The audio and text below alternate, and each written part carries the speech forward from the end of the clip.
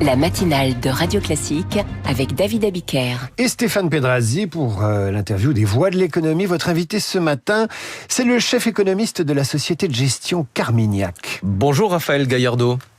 Bonjour. Bienvenue sur Radio Classique. Elon Musk vient de faire ses cartons. Il quitte son poste de conseiller auprès du président américain et laisse derrière lui un bilan plutôt négatif. D'abord sur sa mission gouvernementale, le DOGE, le département qui était censé améliorer l'efficacité gouvernementale, a permis d'économiser 170 milliards de dollars. On est très en dessous de l'objectif initial de 2000 milliards de dollars.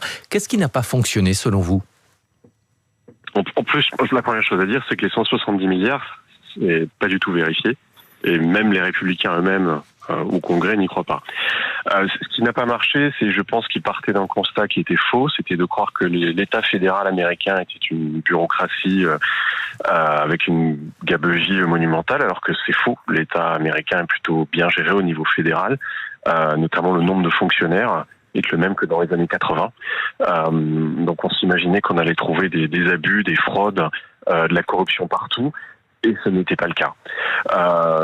Donc je pense que ça partait d'un mauvais diagnostic et que c'est plutôt à l'image de cette administration où on fait un faux diagnostic et on applique des mauvaises solutions et in fine, les résultats ne sont pas là. Mais est-ce que c'est pas une erreur de penser qu'on peut gérer un État comme une entreprise ? Est-ce qu'il n'y a pas eu dans cette démarche une forme d'ignorance peut-être sur la manière dont fonctionne réellement un État ?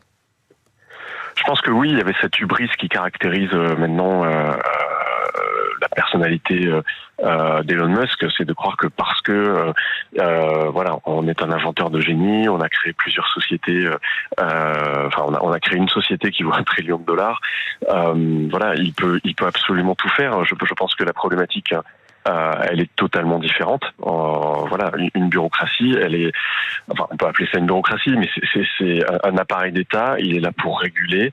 Il est là pour s'assurer justement que tout se passe bien. Mais dans un contexte où on n'est pas là pour faire du profit, on n'est pas là pour optimiser. Et je pense que c'est avec cette mauvaise approche que Elon Musk a envoyé dans l'administration des jeunes informaticiens d'une vingtaine d'années qui n'y connaissaient absolument rien. Et je pense que le bilan net est absolument désastreux. C'est-à-dire, évidemment, les économies promises ne sont pas là, mais surtout, on a complètement déréglé la capacité de l'État à remplir ses missions régaliennes. Et deuxièmement, on a abîmé l'État de droit aux États-Unis parce que ce qui a été fait, pour moi, c'est proche d'une crise constitutionnelle. Mais est-ce que l'idée de départ n'avait pas quand même quelque chose de vertueux, l'idée de ramener un peu de rigueur financière dans les comptes publics qui en ont vraiment besoin ? Oui, non, encore une fois, les comptes publics américains ont besoin de rigueur, mais c'est pas au niveau du fonctionnement de l'État. Les comptes publics ont besoin d'être assainis aux États-Unis, mais c'est au niveau des dépenses sociales et pas au niveau des dépenses de fonctionnement. Les dépenses sociales, plus l'armement, plus le service de la dette, ça fait 75% des dépenses, et c'est là que le marché commence à se poser des questions sur la soutenabilité de la dette américaine. Mais ça n'était pas le diagnostic de départ qui était de dire il y a de la corruption et du gaspillage partout. Il était faux. Et puis deuxièmement, la méthode, la façon dont le faire était d'une brutalité incroyable, mais surtout absurde. Au-delà du cas d'Elon Musk, c'est pas le premier entrepreneur qui échoue sur le terrain politique. Aux États-Unis, l'ancien patron d'Exxon avait brièvement été secrétaire d'État lors du premier mandat de Donald Trump. Est-ce que c'est vraiment la place d'un chef d'entreprise dans un gouvernement ? Je pense que un chef d'entreprise a sa place dans un gouvernement au sens où il est là pour expliquer à les concepteurs de la politique économique comment fonctionne le secteur privé, comment fonctionne une entreprise privée. Donc je pense qu'on a besoin de cet input pour formuler de bonnes politiques et donc faire comprendre aux politiques que ils peuvent pas tuer la bête à coup de surrégulation et de surtaxation. Donc je pense qu'il y a un rôle important dans la formulation de la politique économique, mais effectivement s'imaginer que un entrepreneur de génie comme Elon Musk va forcément être un bon gestionnaire d'un État fédéral dans la façon dont l'État fonctionne, je pense que c'était une grosse grossière erreur. Je vous pose la question parce qu'en France, plusieurs chefs d'entreprise souhaitent s'impliquer davantage dans la vie publique. Plusieurs grands patrons se sont exprimés récemment sur la dégradation des comptes publics. Est-ce que vous pensez qu'il faut laisser davantage de place aux entreprises dans la gestion de la vie publique en France ?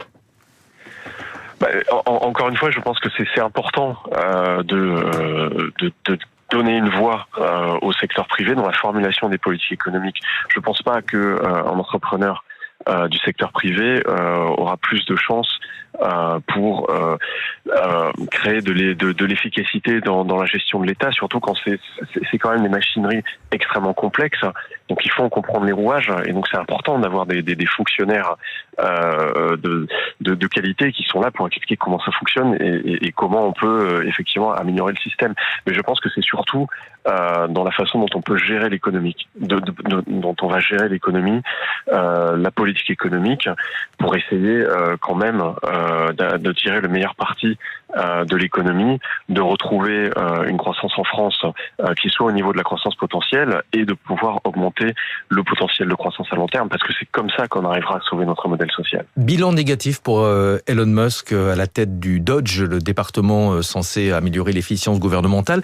Bilan négatif également pour ces entreprises et en particulier pour Tesla, dont les ventes se sont littéralement effondrées en Europe. Surtout en termes d'image, les dégâts ont l'air assez considérables. Oui, je pense qu'il faut. Le point de départ, c'était que Tesla avait. On la compare souvent à la capitalisation d'une entreprise automobile comme on pourrait en avoir au Japon ou en Europe. En fait, déjà, la capitalisation boursière de Tesla, c'était beaucoup une image de marque de l'entrepreneur de génie qu'est Elon Musk.